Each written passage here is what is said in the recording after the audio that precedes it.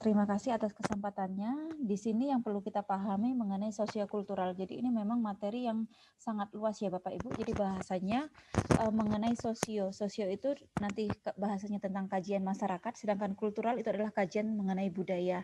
Nah di sini sosiokultural itu berkaitan dengan pengetahuan, ya keterampilan, sikap terkait pengalaman berinteraksi dengan masyarakat majemuk ya. Jadi berinteraksi ya, kita sebagai makhluk sosial tentu kita membutuhkan bantuan dari orang lain. Masyarakat majemuk di sini adalah keanekaragaman budaya ya, agama, suku bangsa gitu. Sehingga bagaimana kita untuk menempatkan diri di dalam kehidupan bermasyarakat.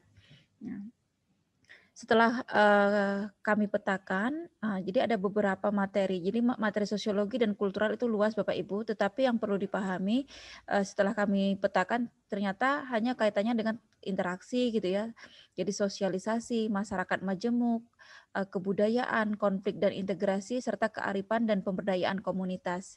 Nah, langsung saja kita ke pembahasan soal ya. Jadi soal nomor 1 dan sampai nomor 7 itu kemarin mengenai kebudayaan ya, unsur dan bentuk kebudayaan. Nah,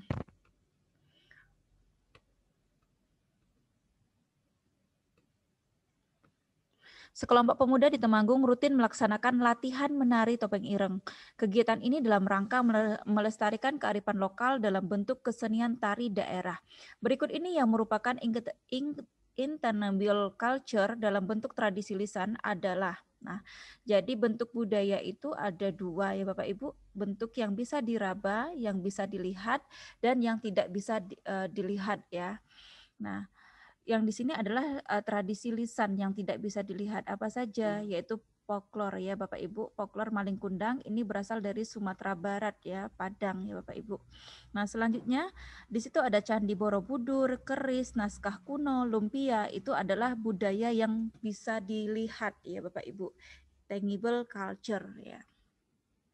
Selanjutnya, menurut E.B. Taylor, kebudayaan adalah kompleksitas antara pengetahuan, kepercayaan, kesenian, moral, hukum, adat, kebiasaan-kebiasaan yang ada di masyarakat.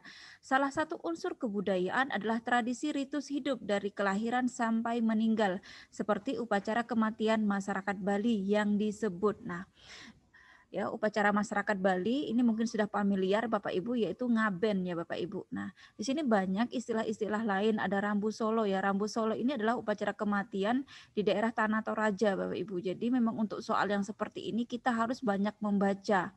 Ya, terus moksa. Moksa itu adalah keinginan untuk melepaskan diri dari belenggu keduniawian ya. Ini ajaran dari agama Hindu. Terus Amateyang ini upacara kematian pada masyarakat Bugis ya. Mak Nenek ini adalah upacara mengganti pakaian mayat leluhur ya yang ada di Toraja, suku Toraja. Oke. Selanjutnya mengenai konflik sosial ya. Konflik adalah pertentangan antar anggota masyarakat yang bersifat menyeluruh dalam kehidupan. Konflik berasal dari kata Latin configure, artinya saling memukul.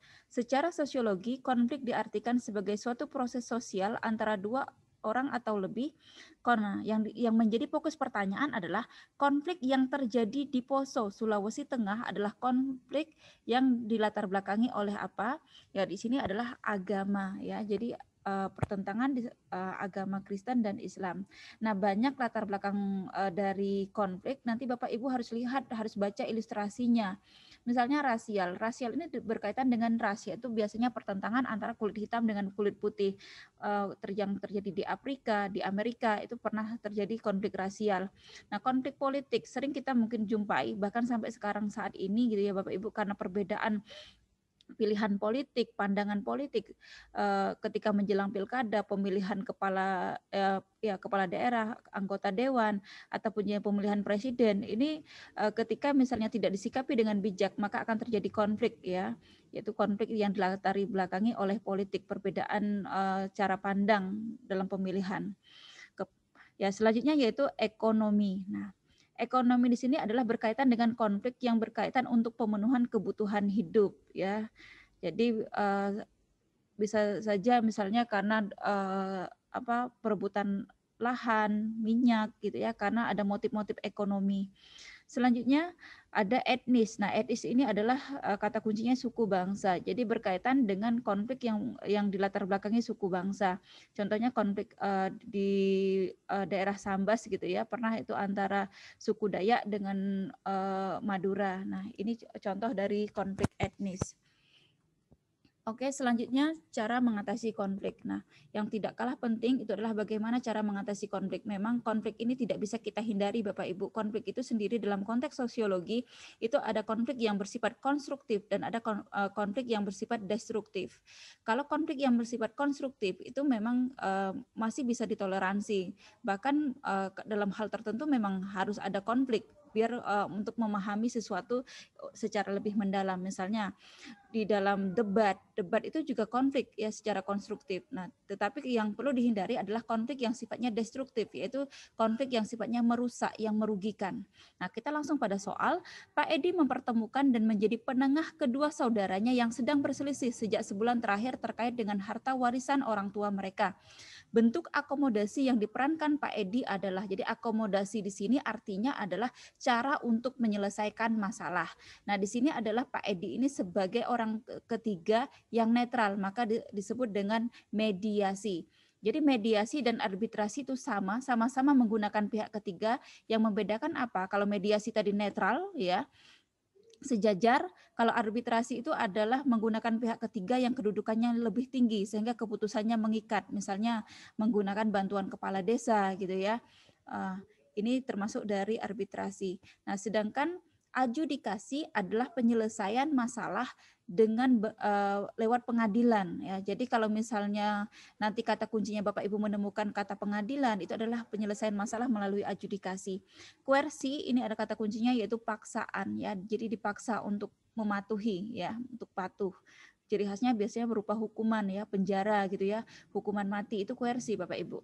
Selanjutnya adalah ada stalimit. Stalimit itu adalah sama-sama saling mengurangi tuntutan. Jadi kedua belah pihak itu memiliki kekuatan yang seimbang ya. Sehingga apa? Sama-sama mengundurkan diri, sama-sama sepakat untuk berdamai. Oke, selanjutnya mengenai integrasi. Nah, apa itu integrasi? Integrasi adalah penyatuan unsur-unsur yang berbeda sehingga menjadi kesatuan yang utuh di dalam masyarakat. Nah, di sini langsung ke pertanyaan dari pernyataan-pernyataan tersebut yang merupakan faktor penghambat integrasi sosial. Ya, perlu diperhatikan faktor penghambat ini adalah faktor yang negatif, yang merugikan, gitu ya Bapak Ibu. Nah, terus nanti ada juga faktor pendorong. Faktor pendorong ini adalah faktor positif ya, yang memberikan pengaruh positif untuk penyatuan gitu ya, integrasi. Nah, sikap terbuka masyarakat terhadap pendatang dari luar itu adalah faktor pendorong. Iptek yang maju faktor pendorong, yang terus nanti ada pendidikan yang tinggi, terus juga itu juga adalah faktor pendorong. Sedangkan kondisi masyarakat yang terisolir, ketimpangan sosial, kurangnya kesadaran diri untuk menjalin kesatuan dan persatuan, pendidikan yang rendah, itu nanti menjadi faktor penghambat dari integrasi sosial ya Bapak Ibu. Selanjutnya, integrasi sosial adalah proses penyesuaian unsur-unsur yang berbeda dalam masyarakat sehingga menjadi satu kesatuan. Unsur-unsur yang berbeda tersebut dapat meliputi perbedaan kedudukan sosial, ras, etnik, agama, bahasa, kebiasaan, sistem nilai, dan norma. Berikut ini yang merupakan contoh integrasi koersif adalah, nah, jadi integrasi ini bentuknya dibagi menjadi 3, ada integrasi normatif, fungsional, dan koersif. Integrasi sosial normatif itu kata kuncinya dari kata norma, ya, jadi terbentuk karena adanya norma yang berlaku di masyarakat. Nah, di situ option A itu ya, warga desa bergotong royong, siswa melaksanakan pemilihan OSIS, musyawarah mufakat, itu adalah integrasi normatif yang terbentuk karena norma. Terus yang kedua adalah integrasi fungsional dari kata fungsi, yaitu integrasi yang terjadi karena adanya fungsi ya, saling melengkapi untuk memenuhi kebutuhan. Contohnya di sini adalah option A, itu ibu-ibu PKK berkumpul di pendopo desa untuk berlatih keterampilan. Itu merupakan contoh dari integrasi fungsional. Nah, jadi jawaban yang tepat untuk pertanyaan yaitu integrasi koersif, itu integrasi yang terjadi karena paksaan, yaitu para demonstran yang merusak fasilitas umum dihalau dengan gas air mata oleh aparat kepolisian. Ini jawaban yang tepat ya Bapak Ibu. Oke, selanjutnya mengenai akulturasi dan asimilasi. Akulturasi adalah percampuran dua budaya atau lebih yang saling bertemu dan saling mempengaruhi. Nah, sama ya, jadi asimilasi ini sama-sama percampuran dua budaya. Apa yang membedakan dengan akulturasi? Kalau akulturasi dia tetap berdiri sendiri Bapak Ibu. Jadi bisa tetap kita lihat hasilnya. Sedangkan asimilasi ini nanti dia menghasilkan budaya yang baru gitu ya, yang benar-benar baru. Nah, di sini contoh akulturasi budaya bidang makanan, yaitu bakmi ketoprak. Mengapa bakmi ketoprak yang dipilih? Karena di sini ada dua budaya, yaitu budaya Betawi dengan budaya Cina ya Bapak Ibu. Nah, sedangkan roti canai, bubur Manado, bakso, getuk lindri, ini adalah hanya satu budaya. Ya, tidak ada percampuran budaya di situ. Selanjutnya mengenai sosialisasi. Nah, di sosialisasi ini nanti ada tahap, media, pola, dan bentuk. Ya, Yesi dan Diah bermain jual beli layaknya pedagang di pasar. Hal tersebut mereka lakukan setelah beberapa kali melihat ibu mereka berbelanja di pasar.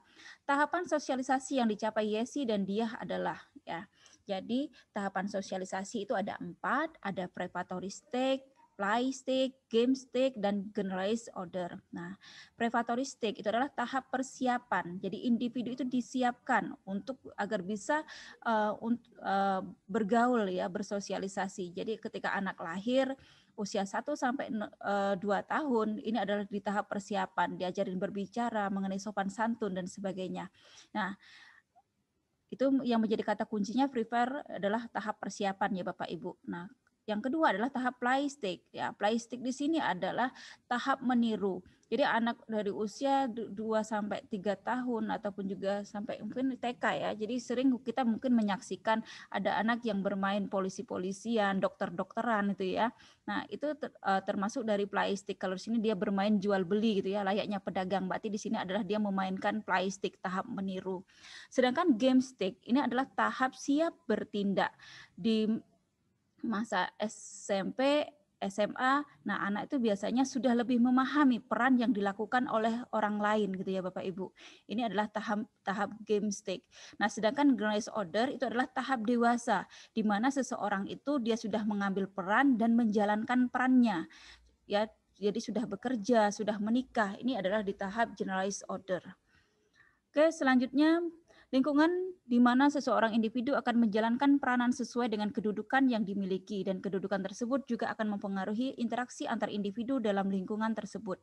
Merupakan peran media sosialisasi. Nah, di sini adalah lingkungan kerja ya Bapak Ibu. Jadi media sosialisasi itu ada sekolah, ada keluarga ya. Jadi ada keluarga, setelah keluarga itu sekolah, masyarakat, lingkungan kerja ya, lingkungan pergaulan. Nah, jadi di sini karena kata kuncinya apa? Menjalankan peran sesuai dengan kedudukan, maka di sini adalah lingkungan kerja. Nah, jadi Bapak Ibu nanti bisa dibaca gitu ya. Kalau di keluarga itu adalah sosialisasi pertama dan utama ya Bapak Ibu. Ya, yang diperankan siapa di sini adalah orang tua gitu ya. Ada ayah, ibu, paman, bibi, kakek, nenek gitu ya. Ini di lingkungan keluarga. Terus sekolah di sini adalah diperankan oleh guru dan peserta didik di sana. Nah, selanjutnya ada di media massa. Media massa ini nanti beragam bagaimana anak-anak diajarkan untuk bisa memilih dan memilah media-media yang tepat, karena ini juga memberikan pengaruh yang dampak kepada anak-anak maupun juga orang dewasa ya. Karena pada dasarnya sosialisasi itu adalah proses belajar sepanjang hayat, seumur hidup gitu ya Bapak Ibu. Selanjutnya lingkungan pergaulan juga sama, ini juga sangat penting untuk diperhatikan. Terkadang misalnya terlahir dari keluarga yang baik, disekolahkan di sekolah yang terbaik, tetapi ketika lingkungan pergaulannya juga tidak diawasi, ini juga bisa memberikan dampak. Oke, selanjutnya soal yang ke-10, Damar merasa tidak nyaman dengan pilihan jurusan kuliah yang sekarang ia jalani. Damar masuk jurusan tersebut lebih karena paksaan orang tuanya. Damar sebenarnya telah memiliki pilihan sendiri, jurusan yang ingin ia pilih karena ia merasa bakatnya ada di sana. Namun orang tua Damar tidak menyetujuinya. Ilustrasi tersebut menggambarkan proses sosialisasi di dalam keluarga dengan pola. Nah, pola sosialisasi ini ada dua ya Bapak Ibu, partisipatif dan represif. Partisipatif itu dari kata partisipasi. Jadi anak diberikan kebebasan ciri khasnya itu diberikan nasihat ketika dia melakukan pelanggaran gitu ya. Nah, jadi anak siap bebas untuk memilih. Nah, sedangkan kalau represif ini menjadi ciri khasnya adalah hukuman, kalimat perintah, terus juga sifatnya satu arah ya. Nah, kalau partisipasi tadi dua arah, anak diajak diskusi, nasihat gitu ya. Tapi kalau represif ini biasanya katanya harus pokoknya gitu ya. Biasanya itu kata-kata dari sosialisasi represif. Nah, karena di sini adalah anak merasa tidak nyaman karena paksaan, berarti adalah represif ya Bapak Ibu. Jadi pola sosialisasi itu hanya ada dua, partisipatif dan represif. Selanjutnya mengenai bentuk sosialisasi ya. Seorang individu dikenalkan dengan anggota keluarga, dikenalkan dengan dirinya sendiri agar bisa membedakan dirinya dengan orang lain, dan juga ditanamkan dasar-dasar nilai dan norma sosial. Proses sosialisasi tersebut merupakan bentuk sosialisasi. Bentuk sosialisasi ada dua, primer dan sekunder.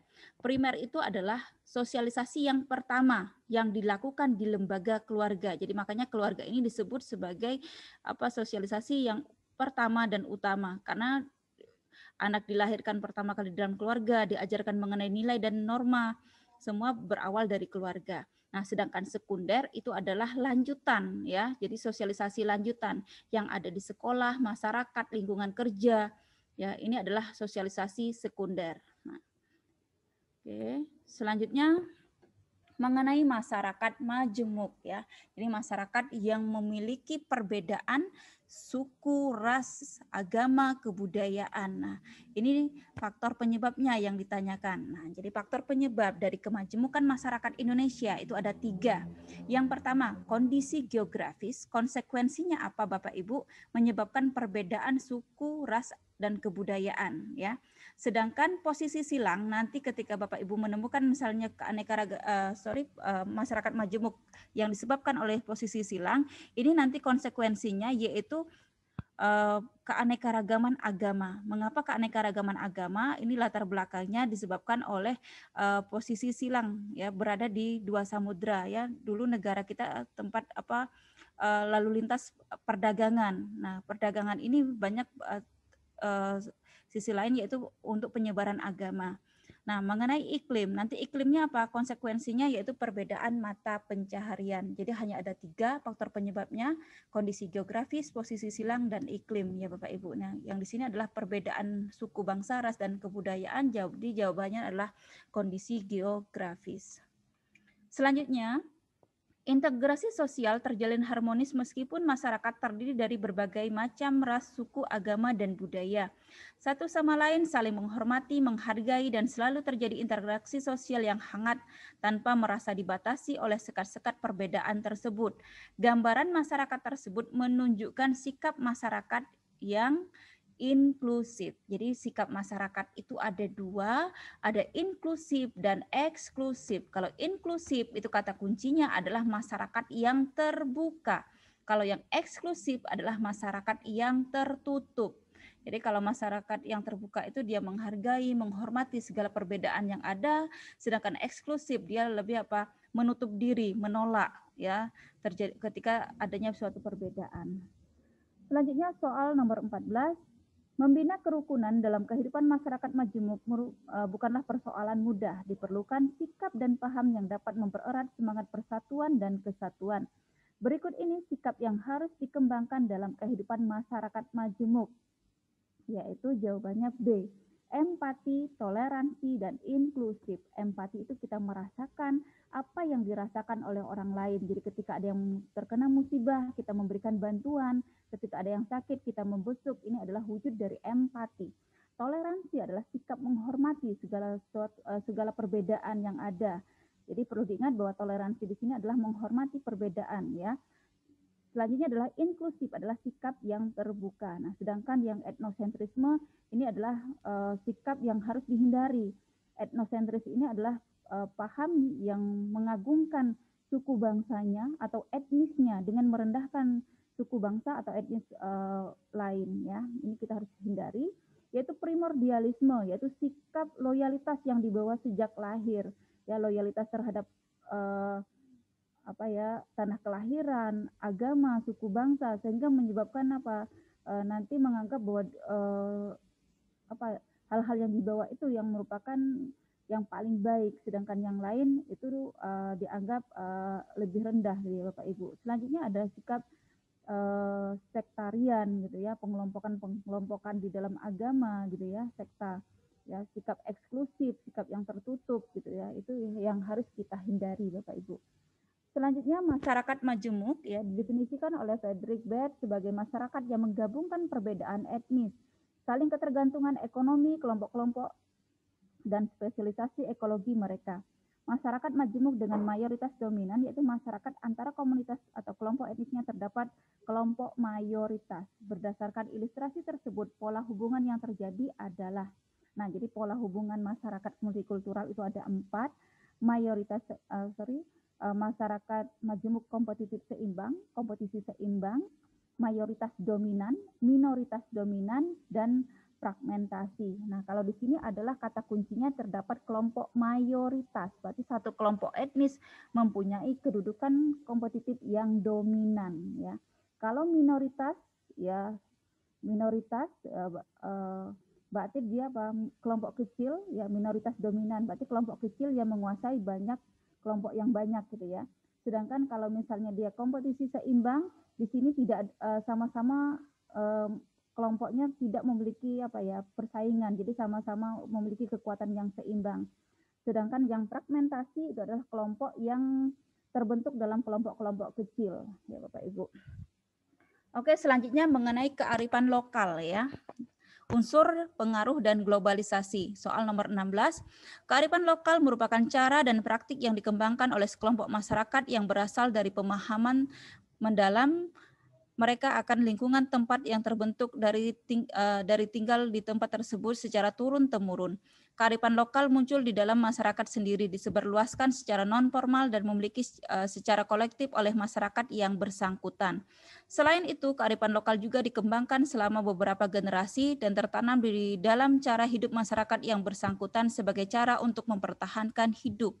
Kearifan lokal turut memuat pengetahuan lokal masyarakat. Adapun contoh kearifan lokal tersebut ditunjukkan oleh pernyataan. Nah, jadi yang menjadi kata kunci dari kearifan lokal ini hal-hal yang berkaitan dengan tradisional ya Bapak Ibu, berkaitan dengan pengetahuan lokal, keterampilan lokal, hukum lokal gitu ya, dan nilai-nilai lokal. Nah, di sini yang ditanyakan adalah pengetahuan lokal. Ya, nelayan memanfaatkan angin darat untuk berlayar di tengah laut dan memanfaatkan angin laut untuk pulang melaut. Ini adalah contoh pengetahuan lokal. Sedangkan bahasa tingkatan bahasa yaitu ngoko, krama, kromo, inggil ini adalah nilai lokal gitu ya. Tradisi lokal gitu ya yang jawaban C. Terus juga memiliki kearifan pikukuh yang digunakan ini adalah keterampilan lokal gitu ya Bapak Ibu. Sedangkan yang E ini adalah hukum lokal, yaitu larangan ya untuk memasuki kawasan hutan tertentu. Itu termasuk hukum lokal yang berlaku pada masyarakat setempat. Soal yang selanjutnya, salah satu tugas pokok pemerintah daerah dan perangkatnya adalah pemberdayaan masyarakat. Oleh karena itu, perangkat pemerintah di daerah senantiasa dituntut mengambil peran yang besar di dalam memberdayakan masyarakat yang ada di wilayahnya. Pelaksanaan program pemberdayaan dengan memperhatikan aspek kearifan lokal. Alasan memperhatikan kearifan lokal untuk menyukseskan program pemberdayaan adalah, nah jadi yang menjadi kata kuncinya tadi bahwa kearifan lokal itu berkaitan dengan nilai-nilai lokal. Jadi bagaimana cara meningkatkan kesadaran masyarakat dalam melestarikan nilai-nilai lokal ya Bapak Ibu. Ya. Oke, selanjutnya soal 18, kebudayaan Indonesia mengajarkan tentang hubungan yang baik antara sesama manusia, manusia dan alam, serta manusia dan sang pencipta. Kearifan lokal memiliki potensi dan kekuatan yang sangat besar untuk menginspirasi sintesis keragaman karakter, solusi masalah di Indonesia dan dunia pada umumnya. Dalam bingkai kearifan lokal ini, masyarakat bereksistensi dan berkoeksistensi satu sama dengan yang lain. Globalisasi bisa memudarkan kearifan lokal dalam masyarakat. Upaya yang tepat menjaga kearifan lokal pada era globalisasi adalah yaitu yang C, yaitu melaksanakan nilai-nilai yang terkandung dalam kearifan lokal. Jadi jangan sampai nilai-nilai yang ada di kearifan lokal digerus oleh globalisasi. Misalnya digalakan untuk menggunakan batik, kembali lagi ke hal-hal yang tradisional gitu ya.